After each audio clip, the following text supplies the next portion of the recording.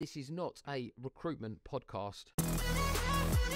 Hi everyone, producer Rosie here. Now, it wouldn't be the Powered by People podcast if something didn't go wrong in production.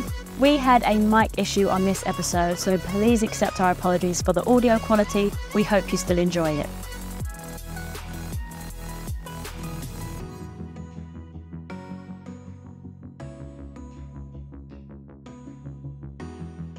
Welcome back to another episode of the Powered by People podcast. Today we are joined by Catherine, VP of People at Truelayer, and the fabulous William Brewer, aka Bill, Talent Director at the Rec Hub. Today we're going to be talking a little bit about DE&I, as well as the gender pay gap, which is a topic that we haven't covered yet on the podcast at all. So really interesting stuff, and talk to Catherine a little bit about her experience in these areas. I think we talked a little bit before we started filming about what is the gender pay gap, as there can be some misconceptions about it. But before we get into that, Catherine, do you want to introduce yourself? Hi, I'm Cat Lightfoot. I'm VP of People at Truelayer. I've been with Truelayer now since April 2022, so it's been a really interesting time to be part of the organisation, and I'll be taking a little hiatus for maternity leave in the next couple of months. Really. Amazing, so, congratulations. Thank you. Yeah. We are both, well, you're not so new anymore, are you? No, when does it not become new anymore? Like, Yeah, how old's Oliver now? 14 months. 14 months. Yeah, 14 months. Depends how you're feeling about it. Yeah, that's it. I mean, it's every time. I mean, he's just started walking now, which was cute for about a second, and then you realise this is now a new challenge. So everything's new. Still new. But yeah. My baby Bella is 6 months and she's just learned to spit basically. So she just does this and spits everywhere. Yeah, nice. Also not very fun. Yeah. I won't ask where she picked that up. But. Yeah. Amazing. So, what's your thoughts on the gender pay gap? How do you perceive what is the gender pay gap? All right, let's start with what is the gender pay gap, and Yeah. then I think it's a really good point that you made that not everybody fully understands what it is. So let's talk about what it is, and then we'll talk about what it's not, and then why it's important. So, the gender pay gap is essentially a metric that's used in the UK, but also in many other countries as well, that measures, at its most basic level, it measures the difference between hourly pay between men and women in an organisation. So all the way down to hourly. So it doesn't matter whether or not you say, well, we don't pay our teams hourly, we pay them annually. You calculate that out and you work it out and you work out the difference, right? Okay. So the UK brought in that measure that organisations over the size of 250 now have a legal requirement to report on that every year. And that's why it became a bit more of a buzz. So some organisations would do that anyway, just to sort of have a look and say, how are we doing, once it started to be talked about. But then the legislation came in to say, once you hit a certain size, you have a liability to report on it, and you have to report on the date and time, a little bit like doing your tax, right? When you do your tax return, you have to do a snapshot from the year before, and even this whether you're in May 2023, you're reporting on the year previous. So where was I? So very similar to your tax. Exactly like that. Yeah, it's a good way to get your head. It depends if you do your own tax return or not. Yeah, true. If you know, people are like, "What do you mean by tax?" Oh, God, it doesn't work. I was panicking now. Yeah, exactly. Yeah, you don't have to fill in your gender pay gap on your tax return. No, that's helpful. And you don't have to work out your hourly pay either yet. So. That's essentially, and it's very bare bones, what it is. Yeah. Now, what organisations try to do as part of that measure is to say, okay, well, how are we tracking? What does it mean? How do we compare across the industry, across our size? What does good look like for us? What it's useful, because once you submit that to a government gateway, it's totally out there. So it's public information. I don't know if you guys are familiar with, there's a really cool Twitter handle at the moment that for every organisation that talks about DE&I and women representation, that you can basically go to this Twitter handle and just tweet the name of that organisation plus gender pay gap, and it will return the gender pay gap. Oh wow, that's cool. Provided that they've reported it, right? So it's a little bit of a way. Now, once it's out there, right? Yeah. So you can talk the good talk, but you're going to be challenged against the reality of your because it's public record. There's no. You can't, your marketing team have got hard work. Yeah, Because it's there's some absolutely. lines that companies will use to promote diversity Yeah. in inclusion, and also how fairly treated women will be. But if the gender pay gap's public knowledge, then it can be full transparency. So then we've got to talk about what the gender pay gap really is and what it isn't, because that's the bit that comes with I can look at a percentage number that shows me a difference, but what does that mean? What does it mean in the organisation? I think there's a few misconceptions between gender pay gap and equal pay. This is it, yeah, exactly. This is the really important bit. So if I've got, like, our organisation is predominantly software engineers. Yeah. If I have a gender pay gap of whether it's 12%, 8%, 5%, it does not mean that if you are a software engineer and you're male, you get paid more than a software engineer and you're female. Yes. That's not what it's measuring, right? It's taking the average of all the women in my organisation from every single level and all of the men and looking at what that difference is.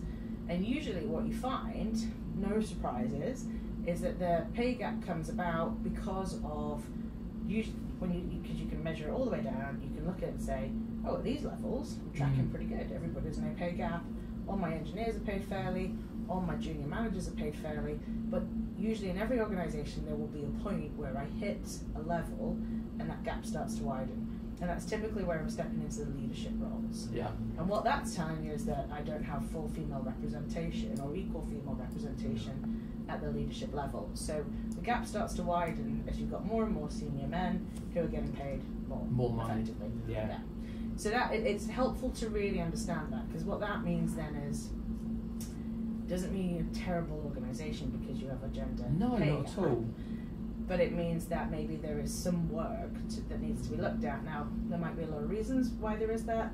Like organisations like ours, which, our entire organisation is 70% men, 30% women. Yeah. So that because it's a STEM industry, it's fintech. 100%. Right? So even the roles coming up from universities and stuff like that, you've already got that gap in knowledge and skills when it comes to STEM. So what do organisations need to do to be able to translate that all the way through to leadership? We're already dealing with a gap just in numbers. Mm-hmm. What are the measures and the things that you've got to put in place to try to close that gap or do something about it, even if you can't close it entirely? That's when you start to talk about DE&I. Yeah, absolutely. And going back to what you said earlier, because I think it's really important, there has to be a differentiator between equal pay and the gender pay gap. Yes. Equal pay, if we're not aligned on that, is way more serious and detrimental, right? Because then you've got two people doing the same job, not getting paid the same amount of money. Yeah. Is that right? Discrimination. Well, so when you're at the point that you're hiring two roles at the exact same level to do the exact same thing, then you're protected by law in the UK for equal pay for equal work, right? Yeah. Now, there's a reality there when you start diving into that is perhaps I've got two people in the same role. One's been here 2 or 3 years longer, which means they've gone through a number of pay cycles. One's on it, so they're on a slightly different scale. You can all that stuff is justify all of those things, right? Yeah. Absolutely. But going to that very first point, I shouldn't be hiring. Because one of the things that makes me laugh on LinkedIn is that you see a lot of people who say, well, the men might negotiate a high salary. It's like, okay, but it should, if they are, that's great, but it should be within that range. Yeah. And it shouldn't be such a wide range that you're not prepared to even then have that conversation with any women that you're hiring in that particular role as well. Is that a conversation? I haven't seen that before. Men are what, better at negotiating, or? It comes up. There is. There's who's that? Is that Jordan? What's his name? The famous psychologist that's all over Instagram. Jordan Peterson. Oh, we're going to go down that route. I see a lot of clips of him. I mean, that could really get us in trouble. But I've seen a lot of I do follow Jordan Peterson just to get it out there. We see how it pops up everywhere now, doesn't it? But you see his stuff pop up when he's talking about that men are more, it comes across like an aggressive or assertive personality trait. And he talks about that's a big reason behind why when it comes to salary negotiations, that ends up causing a disparity in salary. That's where that comes from. That's some of the things that I've seen, which... it's different. I mean, my wife was always way better at salary negotiations than I was. I was terrible. I just take the commission. I just couldn't handle the conversations. Whereas she was always pushing for more. So in my experience, that didn't necessarily track. But I'm terrible with conflict, and those sort of conversations are yeah. horrible. So it's like, can I have it? No, don't worry about it. I wasn't asking. So you two come and work for us because you might really help us balance out my. There we go. You could have this, but I'm going to get it. Yeah. So it's really interesting to see that there is a difference, and I think often that is a misconception when people talk about gender pay gap. It's like, you're a terrible company, you've got a massive gender pay gap, but actually it's not. It's just that, you know, particularly for, you know, companies that are growing in the STEM STEM fields, it is difficult to ensure that you've got sort of a tight gender pay gap, because there, you know, a lot of the STEM people coming through from the STEM subjects are male, right? Anyway. Where there's a disparity to start off with, but let's be like, you know, I don't want, while it's not it's good to understand what it is actually something companies can and should be doing something about. Absolutely, yeah. So it does become within their control to a point where you say, yes, there are challenges in particular industries, but when you're looking at that, like if you were to look on your 2 to 3 year trend year on year, and you're like, oh, this is widening, that's totally within the organisation's control. You know, what measures am I putting in place to promote women in leadership? Is my organisation attractive to women in the first place, particularly women leaders? Am I working with the women who are not yet in leadership roles but are doing great roles across, like, maybe mid-level management, and identifying them and working with them getting them into leadership roles? So I think it doesn't mean that I'm a bad employer because I'm paying people unfairly, but it does mean that where I have a gap, there are opportunities for organisations improvement within the DE&I sector to lean in and to get in there and to do something about it, really. And there's a huge bit about, it's not, I think where organisations are getting to, like, you know, the actions that you take shouldn't necessarily be about, we've got to close the pay gap, that's it. We've got to close the pay gap so I look good externally when I get hit with this Twitter ping, and my numbers are good, and then I don't get any flack. Duct-taping over cracks, isn't it? Yeah, you should be doing these things for the benefits of, actually, all of the statistics show us that, you know, increased women in leadership drive revenue, drive creativity, empathy in the business, attractive to other roles coming in. So there's a bigger reason for doing these things. The gender pay gap is just a measure to see how you're doing and what my opportunities are to do something about it. Yeah, and that's a big it's point. like any other KPI in the organisation, isn't it? You know, if you're looking at any KPI for any business, there'll be a metric that enables you to have a conversation about whether it's operating profit or whether it's you know, something in a sales metric. If you're looking at it, and that gives you an opportunity to say, that's good, that's bad, what can we do to improve that? And that's all that is. And like you said, there's a level of, like, comfortable around either side, either way, right, around how close it needs to get to. But I assume there comes a point where if it gets too far, then it becomes even harder to attract women or even do anything about that gap, because you can't attract people into those roles. You can't, because exactly. If I can't see myself doing that role, if I can't see myself represented at that level, then what, you know, it's not, doesn't just impact your leadership, it impacts everybody coming in. It's like, well, I can't see myself building a career here, because either you're not investing in women or you're not giving women those opportunities. What's the point of me joining? Where's my career going to go? And that's the same for you know, a number of other minority groups as well outside of women. That representation really matters in those roles. Which is funny, we for clients and for ourselves, we had to adjust because of that reason. We adjusted, like, our interview process. When we were looking at, like, we wanted to you know, make sure that we had a bigger representation of females in the Rec Hub, for example. And when we were, like, looking at how we can not just go out and just find women to hire, but also how can we ensure that they're going through our process and that we're representing women all the way through the organisation. And we looked at it as, like, we haven't got a single female in the business in the interview process. And it was just like, you know, that. So when other females are sitting there and interviewing with us, they're not seeing themselves in that sense, and so we're not going to be having a higher opportunity to you know, get them in the business. But yeah, it's really interesting. So I was just going to say, yeah, I mean, you speak to like partners of ours and you do a bit of an audit and they say, no, we're represented, we're absolutely fine. And you look into some of those things, you ask a few questions around it, and they're like, actually, no, yeah, I didn't think of it like that. Yeah. Well, actually, no, I thought we were, yeah, we've got, you know, a lot of the software teams are outbalanced, but it's usually down to the fact that there's more males working in software roles usually than there are females. So it's a lot of companies are doing a hell of a lot of great work to try and balance that up. But then when it comes to interview process, and they're not including any diversity in the interview process, it's like, well, obviously, you know. You can start earlier than that, though. There's some cracking software out there at the moment. I forget the names of them, but I'm sure you can Google this.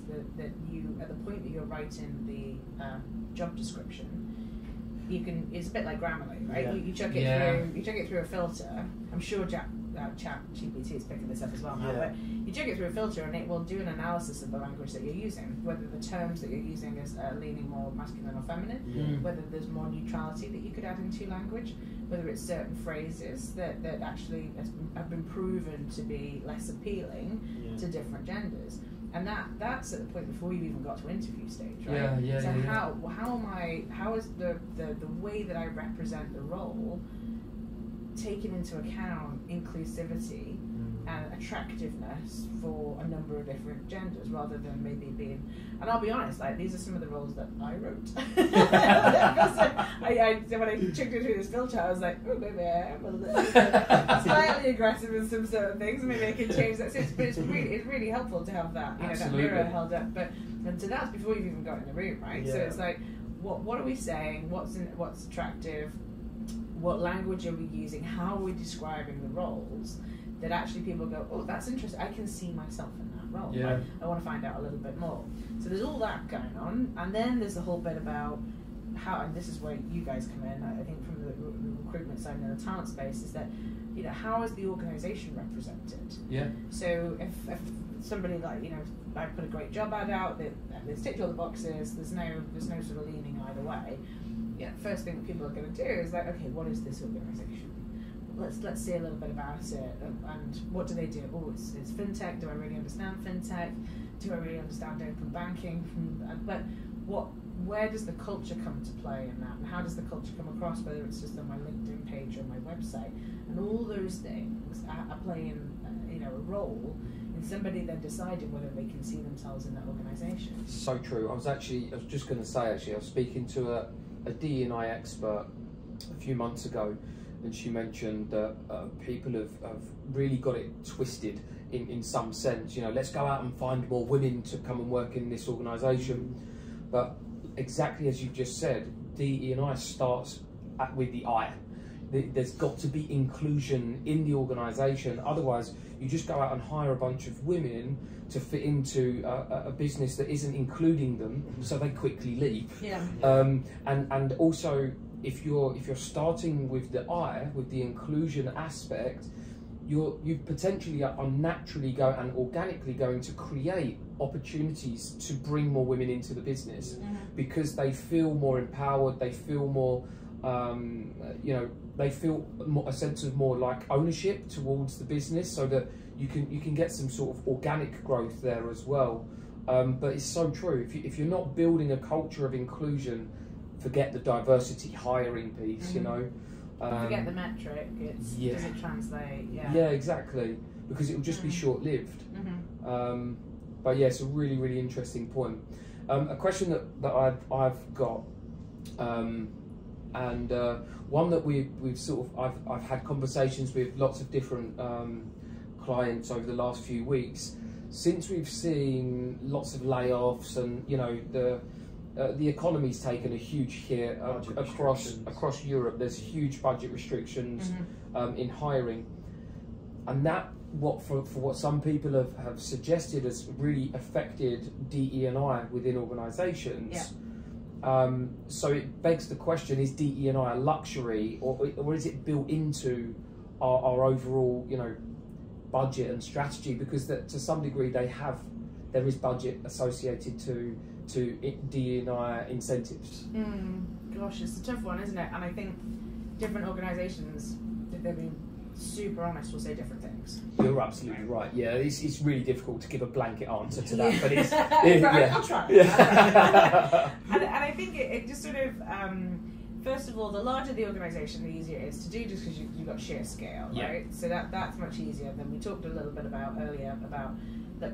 Don't just hit the gender pay gap for the sake of it. There are business benefits of having, diversity of thought, even not just diversity 100%. Of gender, but diversity of thought represented at all different layers across your organisation, and not just for helping me understand the customer. It's just helping me understand how different people think and the different skills, qualities, and life experience they bring to different projects, regardless of your background or your skin colour or your sexual orientation. Yeah, absolutely. So where am I going with this? So is it a luxury? So it's harder to do with smaller organisations, definitely.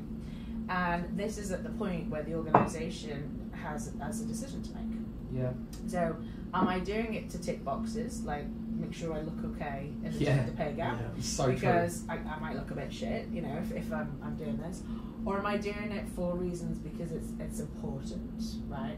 And I think when you're smaller, that's hard. It is hard to sort of say that we have a mission and we have a vision for what the company needs to be, and whether that is whatever we're trying to do, like our mission is we want to kill cards, right, for example. Yeah. So how do we get everybody behind that to become, the number one provider in open banking going forward? Do we say we want to kill cards and we want everyone to be utterly included as we go along and do it? Well, the reality is we don't say that, right? Yeah. But do we want people to come and work for us who do their best work?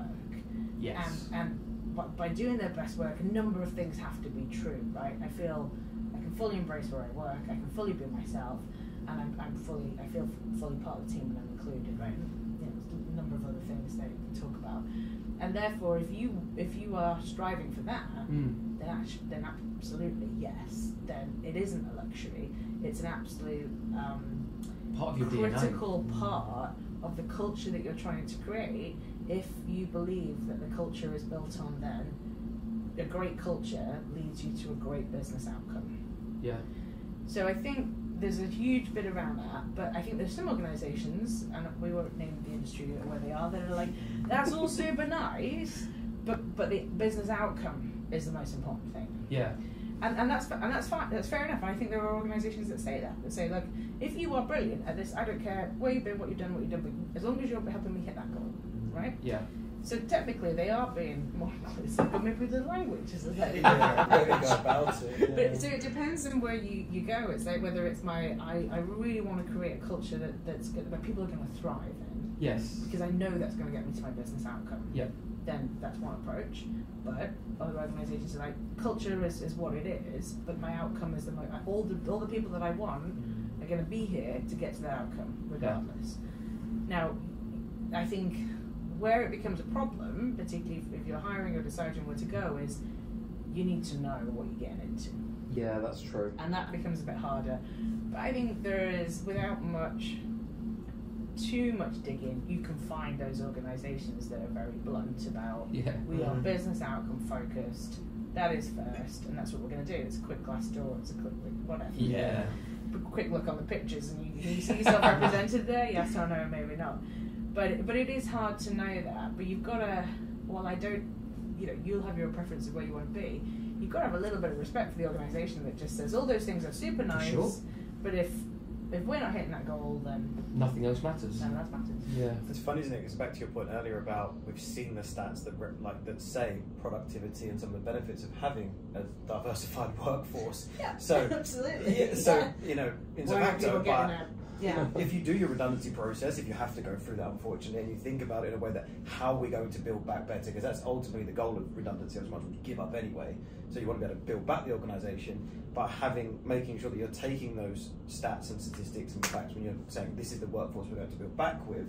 A more productive one is going to be a diversified one, so we have to think about that when we're doing this process rather than let's just chop all these people and see what happens. My thoughts on the question are very much, I think, there are lots of initiatives and incentives that do cost money within the DE&I sort of topic, but inclusion can just be, it doesn't cost money to ensure that people have a voice. Yeah. That you can almost build a culture of authenticity, so that people can just you know, that they don't feel like they're being shut out purely because of one of those, you know, whether it's religion, sexual orientation, whatever. And that's where I think it shouldn't be a luxury. Inclusion shouldn't be a luxury. No. You know, and you would hope that simply by, you know, we're a smaller business and we're incredibly inclusive. There's no massive budget for anything, not just DE&I. But I think we do a pretty good job of you know, being inclusive, because that's just part of our DNA. That's part of our culture. That is part of our business. So I think you're absolutely right. For the large organisations, it's a lot easier because there's more money to go around. But yeah, I think that it definitely can be seen as a luxury for some of those businesses, like you've mentioned. Yeah. But it doesn't have to be. I think there can be a very, very cheap option to just let people be included in the business. Yeah, and I guess my example isn't necessarily that the businesses don't want to do it because of money. I think if they don't want to do it, it's like it's noise, so it gets the outcome. Because then the other side of that is, do people, you know, that's a distraction almost. It's a distraction, yeah, for sure. But then you go the other way. Is like, is it window dressing? So yeah, we're gonna have these really good inclusive events, but does that translate to how leadership really make me feel in the way that they, you know, think, talk, and model behaviours? And that's the big bit, right? So I can go to a Pride event, and we had a brilliant event last year when I first joined about, you know, as Pride over commercialised. We've got these big organisations who stick rainbows and everything, but you know, are people feeling included in those organisations? I think the Pride March was like $100,000 just to be a part of it for a business. Right. So you start to see there's potential problems with that, where it's turning into, you know, commercial. Absolutely, right. So what is the group that we're talking about? Brilliant. It's like, you know, we've heard about greenwashing. We're now talking about pinkwashing. And I think it's really good to call that out. It's a really important point. So there's window dressing, rather than people call it window dressing, and then there's true, you know, leadership living by the culture and the values that they're setting out and modelling that behaviour. And that's where that's the free stuff you're talking about. Right? For sure. None of that needs to be a luxury, because inclusion these days isn't necessarily these groups that we've talked about. It's everything from neurodiversity, you know, from the different disadvantaged backgrounds. You know, absolutely. And so all of that comes together to play a role and to say, you know, just can I bring my true self to work, whatever that looks like. You know, even from can I talk about my family at work? You know, what's the average age here? Am I the outlier about having a family and things like that? So I like the word inclusion. It's a really good one to pick out because it's everything. It really is. And that, I think, doesn't cost money to do. But if you really want to do something about it, then it needs a level of thinking in order to make sure you're bringing it to life, so it doesn't just become window dressing. For sure. On that topic of window dressing, there's obviously a lot of people that have been made redundant, and a lot of people then going to be looking for work over the next months to get back into work. Do you have any advice for how people navigate window dressing? How can we pick out the ones that are just window? I mean, we won't obviously name companies, but what would your advice be to when people are looking at companies, what to look for in interview processes, or what to look for on LinkedIn and this? There's a lot of information out there, like I said, a lot of misinformation out there probably as well. It's hard. Glassdoor. Yeah, Glassdoor. I mean, we've got to love and hate Glassdoor because it's the Wild West of reviews, isn't it? Yeah, like, and you write whatever you want, regardless. Anonymously. Exactly. Did you ever work for me ever? Have you ever been through the doors of You can just write it on your competitors. Well, exactly. You know, it's like TripAdvisor, isn't it? You're more likely to leave a bad review than a good one, right? So it's so there's a bit of stuff with pinch of salt, and it's a small organisation when I first started. I think whenever you do get a negative Glassdoor review, like the people involved, it's so personal. It's so personal. People are like deeply upset, and they're like, "What do we think? What is this?" And it's like, gotta let it go, right? Yeah. Unless there's something terribly inaccurate and factual that you can really pick up the phone and say, "Look, Glassdoor, you've got to take this down. It's just outrageous," and we have done that once. Oh, really? Yeah. That you can go down. You know, you've got to take stuff and pinch some. Yeah. Think of it. Don't be the chef that comes marching out the kitchen after you go to complain and send the food back. Exactly. But the thing about TripAdvisor is that when somebody's written a terrible review, you can usually click on the picture and you can see they've written 50 terrible reviews. Your opinion is somewhat coloured by judgment there. So okay, but yes, have a little look. How do you spot what's real and what's not real?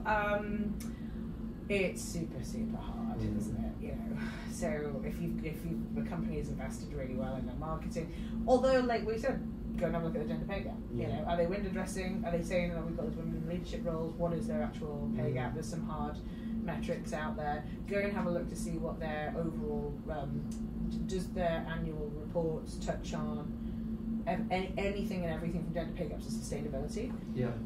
Have they got a live published DE&I or diversity, whatever they're calling it, strategy? Mandate, yeah. All of that kind of stuff. Are those things up and available for me to look at and to access? And then you get into all the bits that we talked about as well, as like when I'm reading their job ads, is this language inclusive and appealing to me? What has my process been like? What has the interaction been like? Have I felt like respected and valued through the process, or have I been ghosted? Yeah. You know, that all these things start to give you an indication of what an organisation is like. And like I said, where you know a couple of years ago that we were really bad at, how is actually all of the things on social media and all of the marketing initiatives, are they matching your experience? You know, you can take all of these things, Glassdoor and you know, their socials, your interview process, the conversations, and does it all match? I think, you know, there's a number of businesses where the interview process, if you aren't interviewed or you don't speak to a single female in the interview process, and yet they're saying, you know, we're massively inclusive, then you might have to question why that is. But yeah, I think you have to, like Catherine says, you take all of these things with a pinch of salt and try and come up with your own analysis, I suppose. I saw it really good. I saw that some companies started introducing where they say, you know, feel free to, I mean, they'll say feel free to reach out to anyone in the team and have a chat with them as well, and they encourage all their team members to respond to anyone that reaches out about an interview process as well, so that, you know, you're having a normal interview, but then you can go and reach out to someone in the team and just have a chat with them to see what it's like working there and stuff. You can often pick up a bit of the DNA in the company that way as well. Yeah, that's really good. And I always say that about the interview process as well, is that, you know, the interview process, because usually most processes there's sometimes a couple of rounds, right? Yeah. Not usually the one round. Is that you should be, because I coach people outside the organisation as well, is that use the interview process as an interview for you. It's 100% a two-way thing. Ask some good questions. You figure out what you want. You've got to make sure you tick some of those boxes, but then also use it as an opportunity to figure out what works for you. Figure out and ask those questions, because you'll learn a lot by asking those questions. And if you're having a fairly rigorous process, maybe there are 2 or 3 rounds. Don't wait till the last round to ask the questions, because you're going to meet different people along the way, right? So this is your opportunity to, I love that phrase, you know, figure out the DNA of the organisation. Ask those questions to different people and see what you get, because people are, I find, really open. You know, they're really honest usually, and really open about what's going on. So there's usually that's a good indicator. That all predicts that you've got through to an interview stage at that point as well. So yeah, it's hard. I mean, what would you suggest then? How would you navigate it? Yeah, I mean, I've seen some tips that people have said and given, like on LinkedIn now. It's very, you can't actually go on LinkedIn and say filter by male or filter by female, but you can filter by seniority in a company, and then you can look at who's in what roles. An interesting point, actually. In seniority and roles as well, so you can just look through pictures and see, you know, where you're. Oh, on LinkedIn, you mean? Yeah, so you can go. Yeah. You can go onto like a company's profile, look at people, and then filter by seniority. Yeah, CXD or senior managers, and see who's there. You can also filter by joined in the last year, so you can see how much of a push there's been as well. So you can start to, and then take some of those questions into the interview and see how they react. If people are like, if you go into the interview process and say, right, I've noticed that the last year this many people have joined the company, and I saw that this many people joined from this background, it's going to put them on their toes and have to answer. If they start like, then you can probably tell you've not really thought about this much. But on your side, it shows your preparation going into it as well. Just about to say that. Yeah. So it's, I think LinkedIn's got very good. You know, what you can do with the tools out there to guide through the it's really interesting. Has got a lot better if you know how to use it as well. So Catherine, I usually introduce it as a plagiarised thing, but I won't. So we usually ask each guest, and we'll do the same for you at the end of the show, to write a question for our next guest. Yep. Our last guest has written for you, what should come first, the people or the process? Okay. Okay. Such an open question. Yeah, it's a good one. I'm going to go with what this is one of those instinctive questions, right? So I'm going to go with my gut here, and then I'll just talk and see what comes out. I'm going to, this is based a bit on experience as well. I'm actually going to say people. Mm-hmm. And the reason for that is, having worked in a number of different places now, you can get to a relatively similar outcome from completely different processes. Yeah. And I think earlier in my career, I was a bit of a stickler for best practice. Yeah. And this comes from working in big four, right? Because it's part of what we're going to do. We're going to sell the whole, we know best practice. So there's a whole bit around, this is what best practice is. You've absolutely got to do it this way. Otherwise, you're getting it wrong, Having completely changed industry now and gone from sort of organisations with 30,000 people to just under 400 people, those processes, there's a reality behind the processes that make sense, right? Yep. And as long as you are getting to the right outcome that's compliant and all that kind of stuff, but that represents your culture, and that represents the culture plus the sort of the audience that you're looking to attract to the type of employee, the type of employees that you're looking to attract. The process, you can design the process around the culture and the outcome you're trying to get to. Yeah. So that's kind of, whereas definitely if you'd asked me that sort of maybe even just 5 years ago, but process is so important, streamline, there's efficiencies, it helps you get better tech efficiencies, it helps you get. But I really do think now that there are interesting and better ways of doing different things depending on who you are, how you want to operate, and the organisation that you're trying to create or you're trying to grow, and therefore you put the people at the heart of that. And this is where you see the rise of the HR teams and now people teams are people experience teams. Yeah. And so there is an overall process of the people experience journey that we talk about. So. But if you put the people experience element and people at the heart of that, your processes will follow. I actually agree. I thought I would have said process because I'm like obsessed with process. Yeah. And I think if I've been there, Harry. I used to refer to the terminology McDonald'sing it. So like if you can create a process, just lift and shift and drop it somewhere else. Yeah. Exactly that. And I think it actually does. It can be more of a hindrance than a help in some instances. Yep. And sometimes you could just go, it's okay that people do it differently. Let's get to the outcome. Absolutely let go a little bit. And I started to learn to let go even in my last place, where process was absolutely crucial, particularly where you're trying to outsource those processes. Yeah. Right? You're doing them at scale. The scale comes from the different number of countries that you might be working with. You are not going to follow the exact same process in Poland as you are in Spain. No. And we accept some of those changes because there are legal and regulatory reasons and all this kind of stuff. And anybody who's ever done a big transformation will be like, oh my god, I remember that. I feel the pain of that. But I'm sort of talking. So there's always those things, but I'm sort of talking more about just the general way that you do things. Yeah. And it will change based on the way that your system works. It will change based on the interactions that you want to have. It'll change based on the way how your CEO wants to set that up, right? Yeah. It's like that. Actually, it's really important for the CEO to be involved on the onboarding process for something like that, for example, or whatever it is that they want to do. And I think there is, having worked now in this different industry for just a fleeting one year, which is actually loads of time because of the amount of stuff that happens. I'm really seeing a difference of organisations like ourselves and similar who are embracing this almost like a product design approach, right? Mm-hmm. So when it comes to any sort of people product, I put people at the heart of it. I'm taking a UX kind of lens on it. How do people kind of feel interacting with the product, and therefore how do you kind of test it, iterate it, and go from there, rather than spend months and months and months designing the hell out of something, then test it, then build it in tech, then do retro testing and that. Much more fail fast, much more. Oh, if it's a bit crap, we'll tweak it. But at least it's out and it's working. And I brought people in to sort of have a little go. And the process we'll figure out as we go. There's some stuff you should know. You don't want to mess up your payroll process and go all fancy with that. Like, no one would like you to mess that up. Yeah, there's people at the heart of payroll. How do you want to do payroll? That's one that needs process.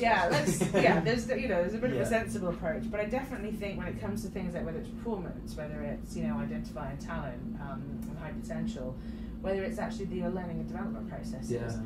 These are things that start to drive the way that your culture operates in the organisation. So while there's definitely best practice and there's great learning out there, go and figure something out and tweak it that works for you. You know your organisation. Go and have a go, but you're not wedded to something for the next 4 years because it's so hard to unpick. Whereas I definitely lived in a world where that was hard to do for a long time. That's why you had to get it right. That's why you had to invest up front, get that process absolutely nailed, because by the time you turned it on, it's going to take you a long time to tweak, right? Because of the cost involved, the system shutdown involved, the amount of training, and just sort of what does this change now look like, and how do I tell people? But I think technology's improved. I think the skill set's improved. How we communicate is improved. So not everything has to be 28-page PowerPoint to explain something. I think async working definitely plays a role in this as well. So I think good people experienced teams, whether that's people ops or your partners or your talent teams, are now getting better and faster at understanding the needs of their audience, being able to build products and process that reflect their culture and also have the UX element at the heart of it as well. Yeah, it's really interesting how you've sort of aligned building people products internally to sort of a product design role. I've done the opposite in every case. A 17-page business plan that just went out the window week 2. And you're devastated though, aren't you? I hated it. The pain you'll save yourself, Harry. Yeah, no, you're absolutely right.